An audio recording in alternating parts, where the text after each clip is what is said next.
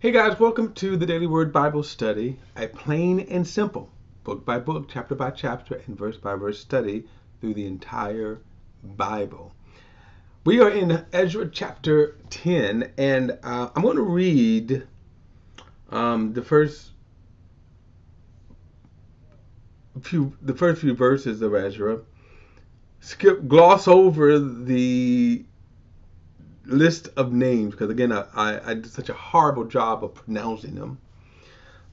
But then the last verse is very interesting. So there's a couple of verses that's between both of those that phrase, and I want to talk about again this issue of again divorce, marriage, and divorce because this book here in Ezra chapter 10 um, gives a side of divorce that I rarely hear people talk about.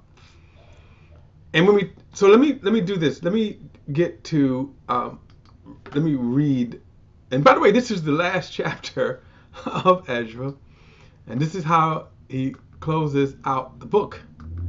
Um, so in chapter 9, remember people came to Ezra and said, "Hey, man, the people are sinning by marrying outside of the nation and marrying." And he said, and the priests and the leaders are the ones who are leading this. They're worse.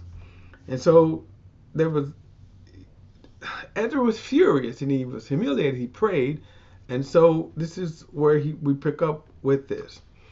So verse 10. Chapter 10, verse 1 says, "While Ezra prayed and confessed, weeping and falling face down before the house of God, an extremely large assembly of Israelites, men, women, and children gathered around him. The people also wept bitterly."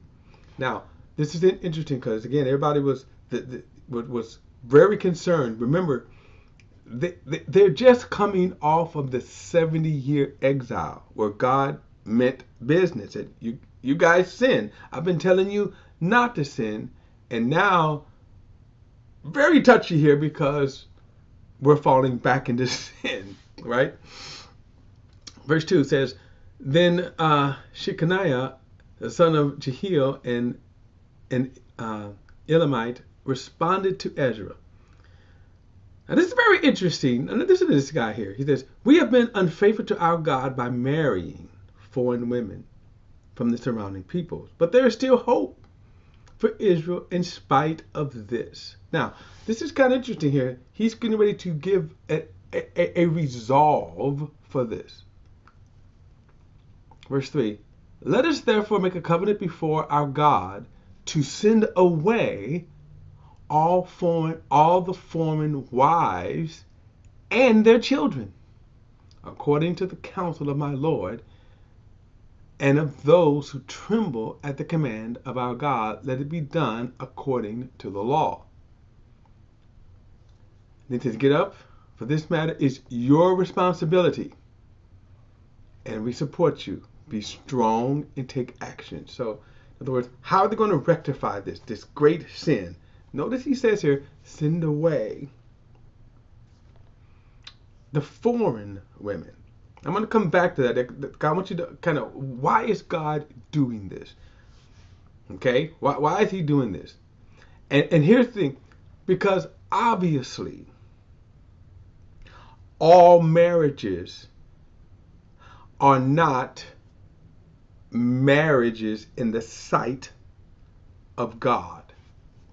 All marriages are not marriages in the sight of God. Think about that. All right. Verse 5, "Then Ezra got up and made the leading priests, Levites, and all of Israel take an oath to do what had been said." So they took an oath.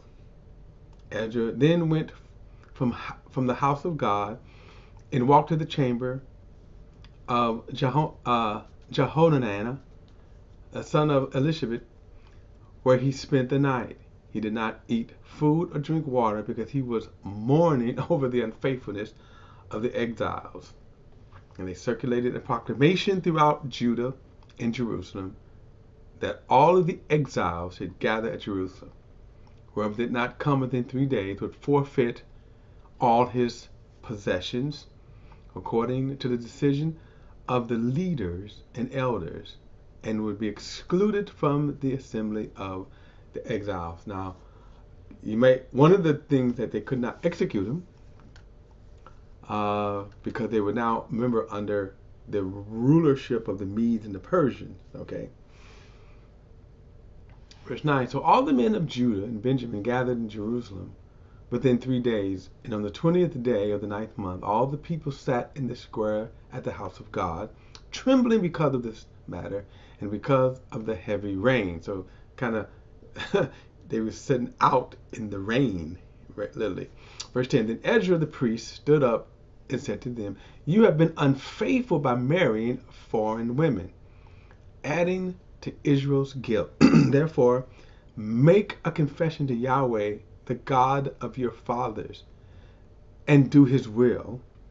Separate yourself from the surrounding peoples and your foreign wives." Now, one of the interesting things about confession, when you think about the confession here, the word confession simply means to agree with. So basically what they're saying, when you say I'm confessing, so when you say, for example, I'm confessing my sin, I'm agreeing with God, I'm acknowledging to God, I agree what I am doing, Lord, is wrong according to your standards. Okay. Verse 12. Then all the assembly responded with a loud voice, "Yes, we will do as you say." But there are many people, and it's the rainy season. We don't have this stamina to stay out in the open. This isn't something that can be done in a day or two, for we have rebelled terribly in this matter. Let our leaders represent the entire assembly. 14 again. Let our leaders represent the entire assembly. Then let all those in our towns who have married foreign women come out at the appointed times, together with the elders and judges of each town, in order to avert the fierce anger of our God concerning this matter. Only Jonathan, son of Asahel, and Jaziah,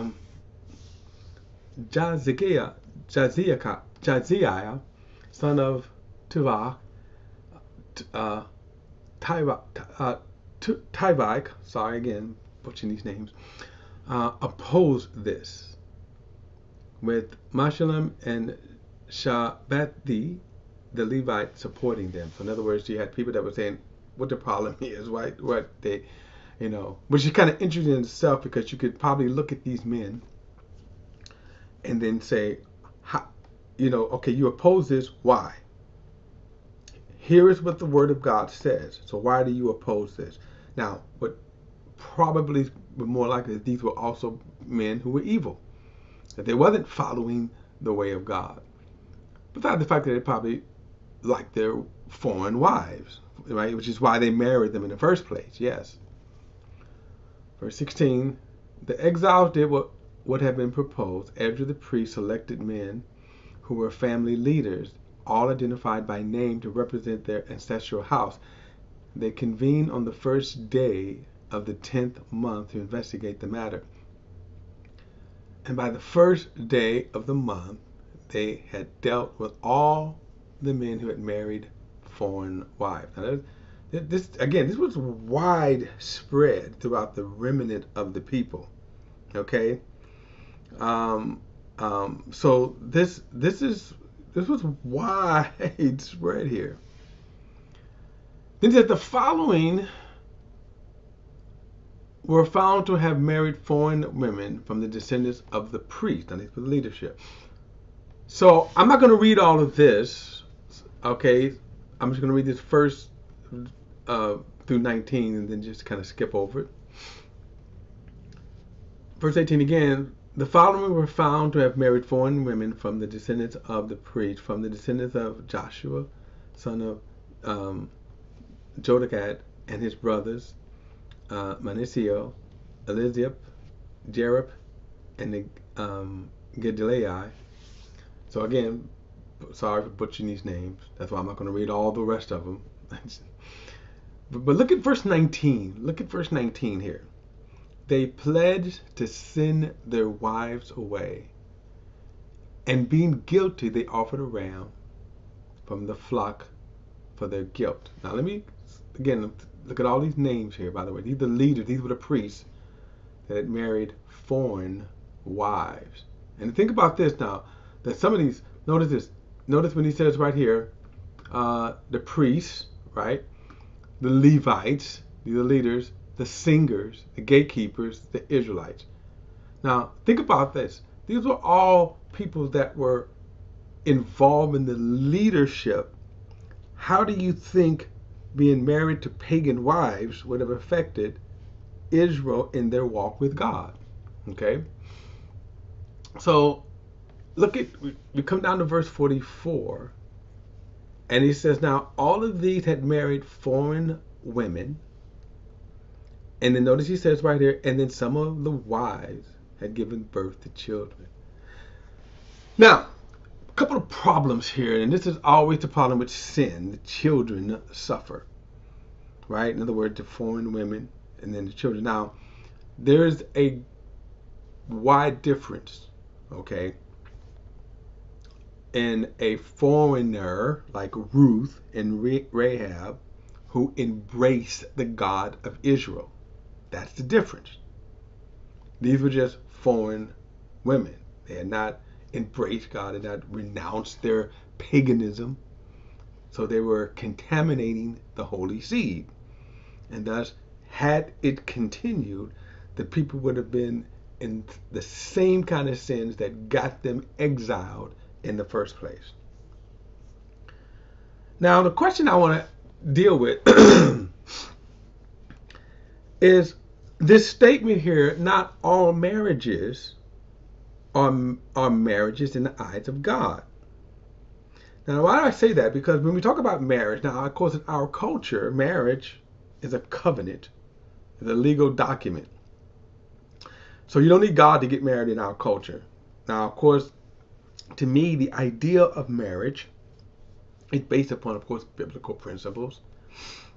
However, what you're going to see here is that God does not join two. He doesn't join everyone or every couple together as one flesh. That's the point I wanted to make from this. And as a result, you see here that God had expressively told them not to marry, right, these foreign women. So when they married them, excuse me, did God recognize those marriages? No. And this is why they sent them away. So all marriages are not marriages in the eyes of God. Now, when we come to today, it's the same thing. Under the Christian faith, the church, who do we marry? So, and Paul dealt with this in 1 Corinthians chapter 7. Obviously, I'm not going to do a deep dive into this.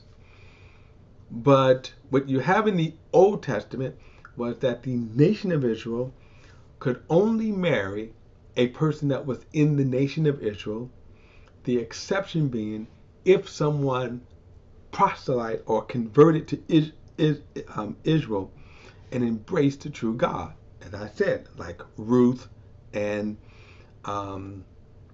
Rahab, okay? And then there are also men as well. When you embraced, therefore they could marry, and God would recognize that marriage.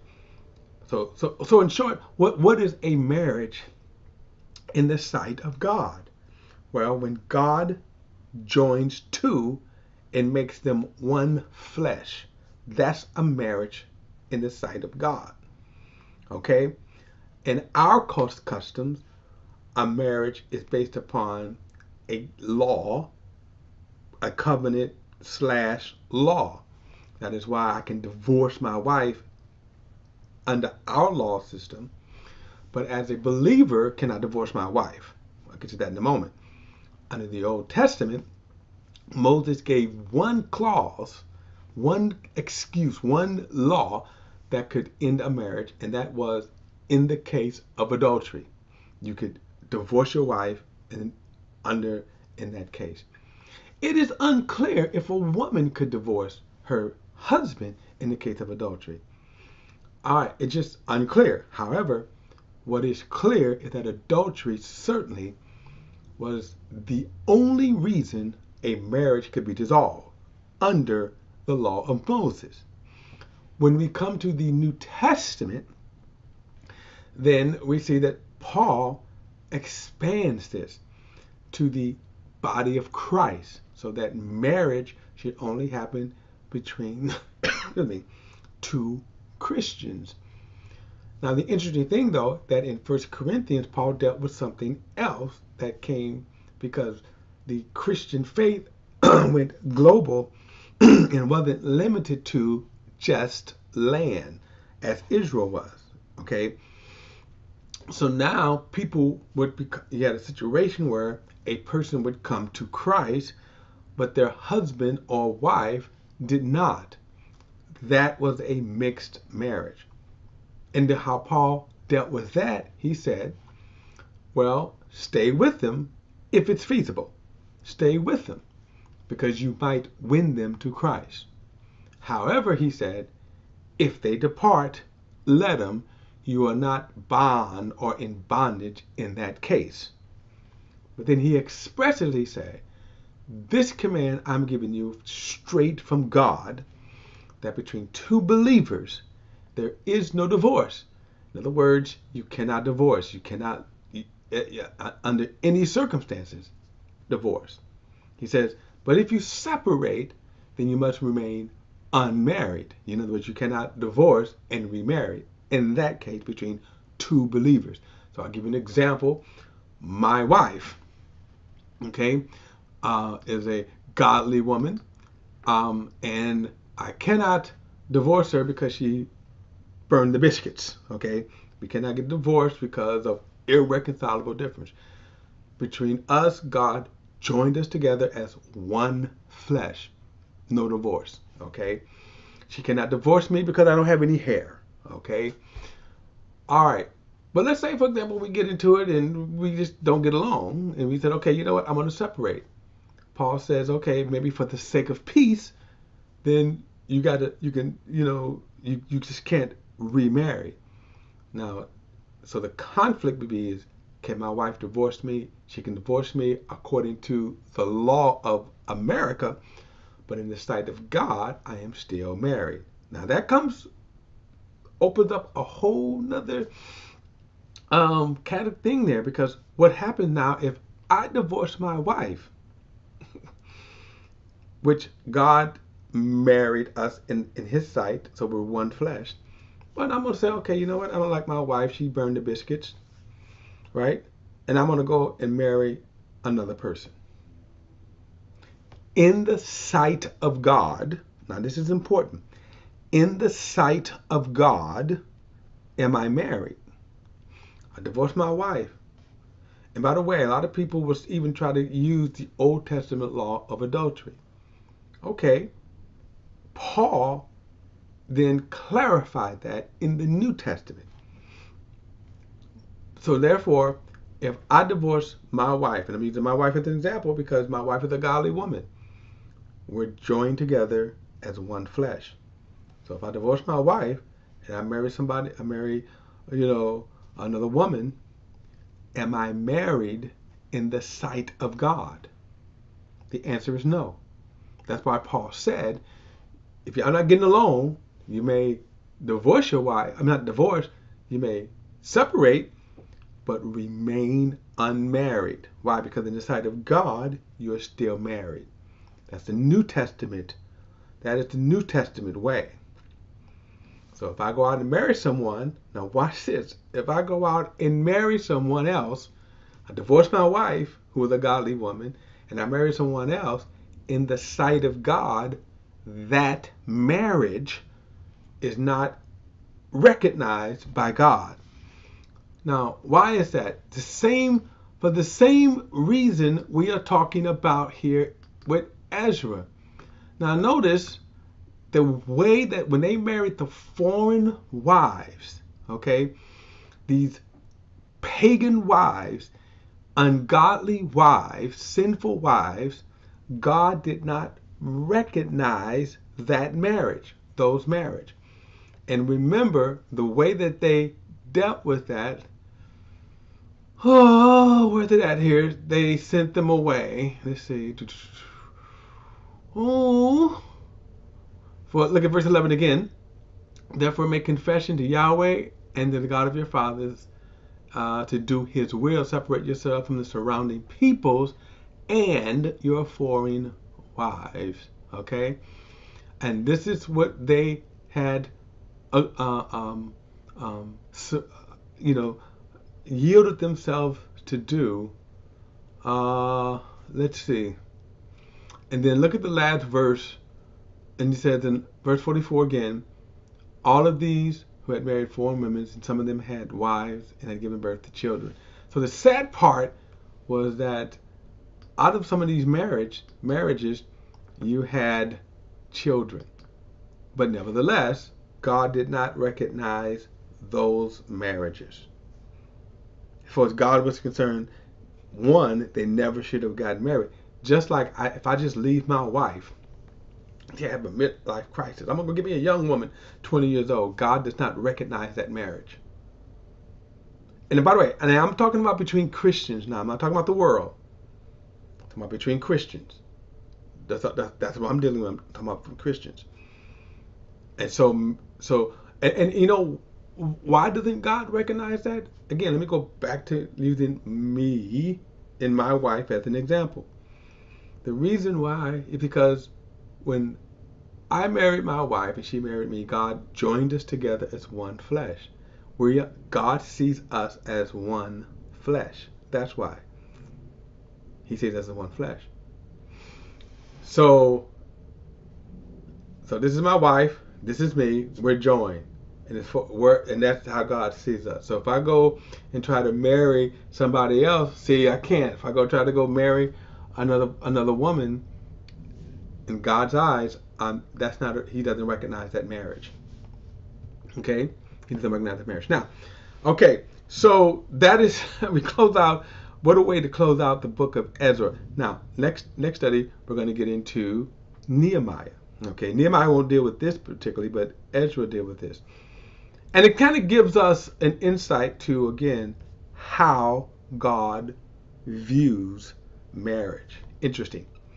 All right, guys, don't forget to like and share this video and subscribe to BP, the Bible Perspective. And as always, if you have a thought or comment, add it to the comment section below. All comments are welcome. Don't forget to hit that like and subscribe button. See you in the book of Nehemiah.